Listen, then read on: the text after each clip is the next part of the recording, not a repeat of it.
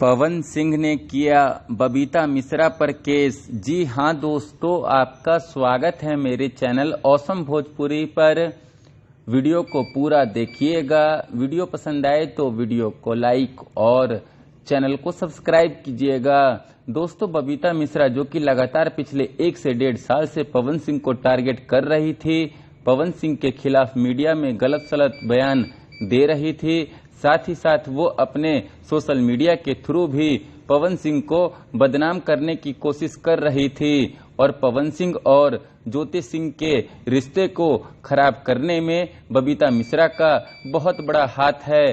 Finally दोस्तों, कल Pawan Singh team की तरफ से बबीता मिश्रा पर केस कर दिया गया है और साथ ही साथ दोस्तों, मैं आप लोगों को बता दूं कि बबीता मिश्रा अब किसी भी वक्त गिरफ्तार हो सकती है। दोस्तों, पवन सिंह टीम की तरफ से बबीता मिश्रा पर जो केस किया गया है उसमें ज्योति सिंह को आत्महत्या के लिए उकसाने के बारे में भी मेंशन किया गया है। मतलब कि बबीता मिश्रा पर बहुत ही तगड़ा केस किया गया है। साथ ही दोस्तों, संतोष सर जो कि शायद एक म्यूजिक डायरेक्टर है, उन पर भी केस किया गया है। दोस्तों, इसके अलावा और भी कई लोगों पर केस किया गया है।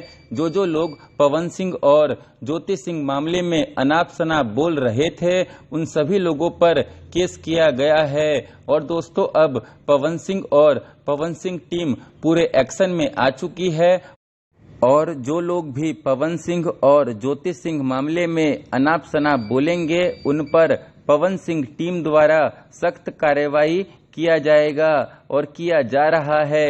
दोस्तों, ये बिल्कुल सही कर रहे हैं पवन सिंह। पारिवारिक मामले में किसी को भी कुछ भी बोलने का हक नहीं है, तो यूट्यूबर भाई लोग कुछ भी सोच समझकर बोलिएगा पवन सिंह और ज्योति सिंह मामले में। खैर दोस्तों, फिर मिलते हैं किसी नए वीडियो में। वीडियो पसंद आए तो वीडियो को लाइक और चैनल को सब्सक्राइब कीजिएगा।